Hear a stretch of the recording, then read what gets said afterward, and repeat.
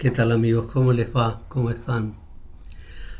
El chiste era que aparecía el hombre, padre de familia, como zambullido en su computadora, en la pantalla de su computadora, y el chiquilín al lado, hijo suyo, con la mano en el brazo, le decía: papá, ¿cuál es el sentido de la vida? Respuesta del padre: anda a preguntarle a Google. A ver, ¿no? Qué cosas, ¿no? Qué cosas. Anda a preguntarle a Google, por ahí no vamos a ninguna parte, ¿no? A ver, ¿por qué tocamos el tema? Todo esto empezó ayer por ese proyecto de ley que sigue ahí en el Parlamento, en una comisión, acerca de la eutanasia, legalizar la eutanasia en nuestro país. Y entiendo yo que estamos eso siguiendo, digo, el sentido común y cosas que decía con mucho sentido común, que dice en su libro Miguel Pastorino, que estamos ante una crisis de sentido que no es patrimonio solamente de Uruguay, pero que nos preocupa a todos. Obviamente que nos preocupa mucho a todos. Hay una crisis de sentido de la existencia que te lleva a la eutanasia o, esto hemos hablado unas cuantas veces, o al suicidio, en Uruguay muy concretamente. Pero entonces, esa crisis de sentido, empecemos por acá, eso fue percibido, descrito por Pascal hace ya unos cuantos siglos, y decía, en definitiva, el ser humano, la persona, aspira por naturaleza a la felicidad, al bien, al amor y al conocimiento en grado infinito. Este es el gran asunto, ¿no? Pero por sí mismo no puede alcanzarlo. Aspira a eso, a la felicidad, pero quiero más, quiero plenitud. O sea, el ser humano en definitiva se percibe como limitado en el alcance de las buenas intenciones. Se percibe como culpable a veces del mal a su alrededor y también se percibe como víctima de los males que le acompañan bajo la forma de enfermedad, de enfermedades y de la muerte. Y no puede encontrar una respuesta en los seres inferiores, los animales, las plantas, y tampoco en sus iguales, porque comparte con ellos la misma limitación que él tiene de sí mismo. Entonces, en definitiva, decía Pascal, la crisis de sentido no se puede resolver si no es acudiendo a la dimensión trascendente. ¿Por dónde voy? ¿Quién me trasciende? Bueno, una opción posible que es muy típica del subjetivismo en el que nos encontramos metidos, es la de entender que la dimensión religiosa me trasciende, ¿no? Es algo, es una más entre las muchas necesidades individuales. Es una más.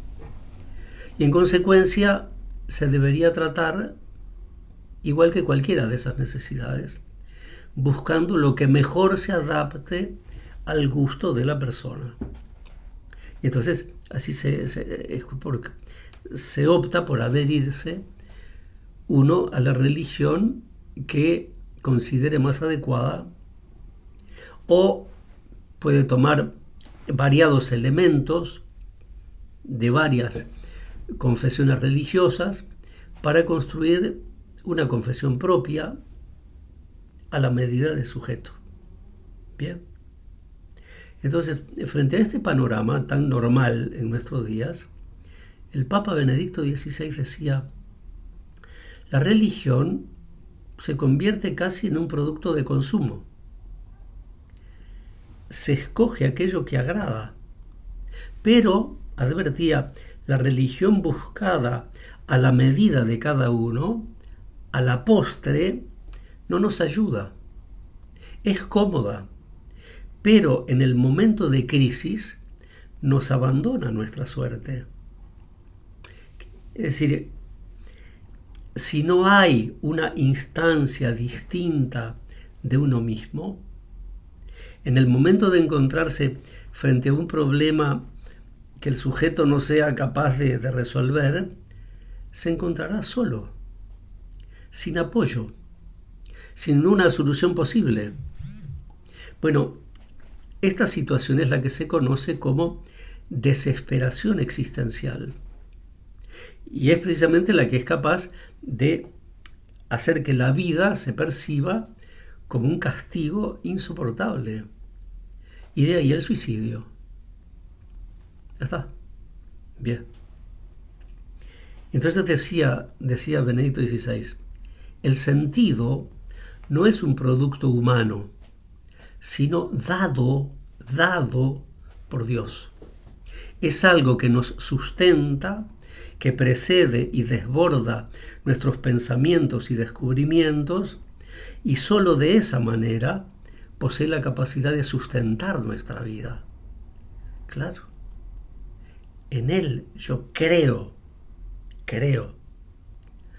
O sea, para Benedicto XVI decía, la fe, antes de ser una creencia religiosa, es un modo de ver la realidad, un modo de pensar, una sensibilidad interior que enriquece al ser humano como tal, que te permite contemplar la realidad tal y como es, en toda su profundidad, trascendiendo la esfera de la técnica, de su utilidad, está mucho más allá y te da la posibilidad de ver el más acá en su verdad. Decía, sin la percepción de Dios, todo se achata y se reduce a una sola dimensión. Todo queda aplastado en el plano material, las cosas y las personas me interesan en la medida en que satisfacen mis necesidades, no por sí mismas. Este es el gran asunto, ¿no? Y en cambio, desde la contemplación creyente, las personas y las cosas aparecen en toda su riqueza.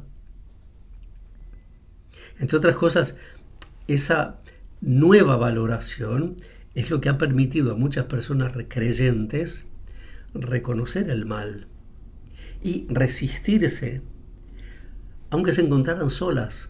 ¿Se acuerdan el ejemplo de que de esto hablamos hace unos meses? De Maximiliano Kolbe, que en un momento, junto con otros 10 internados en el campo de concentración de Auschwitz, es condenado a la muerte.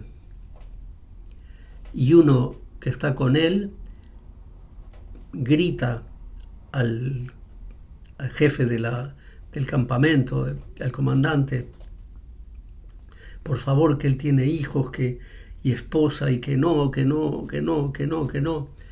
Y Kolbe le dice, yo quiero ocupar su lugar. ¿Y tú quién eres? Soy sacerdote, quiero ocupar su lugar. Ah, muy bien. Y allá va.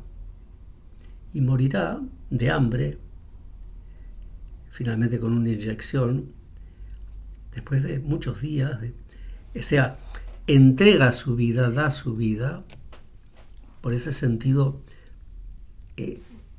superior. ¿Se entiende la idea?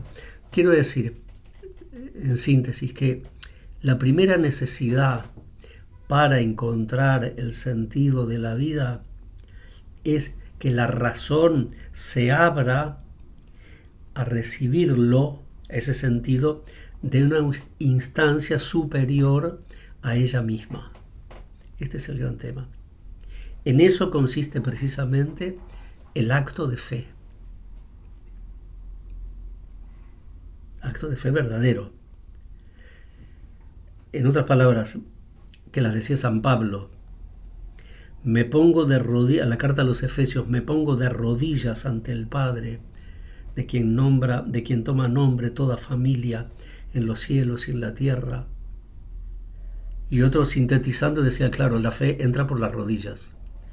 Si yo estoy solamente pendiente de lo que entre por acá, puede ser que me quede masticando toda mi vida una creencia inexistente. En cambio, cuando me abro, Dios me escucha, me abro a Él. ¿Cuántas personas hay? Muchas, muchísimas, que han encontrado en una iglesia, una capilla, o en medio del campo, en su casa, en un momento de silencio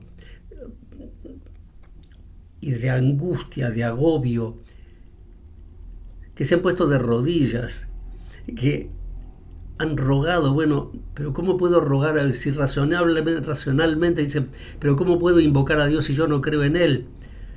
Bueno, ponelo como condición. Dios mío, si tú estás ahí, por favor, te necesito creer en ti, ¿se entiende?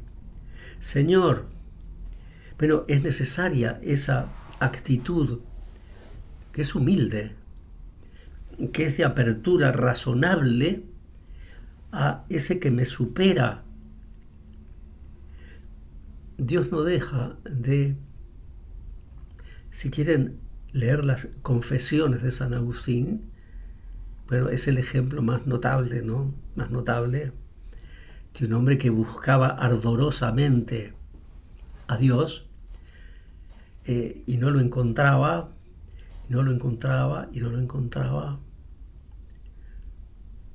pero lo buscaba.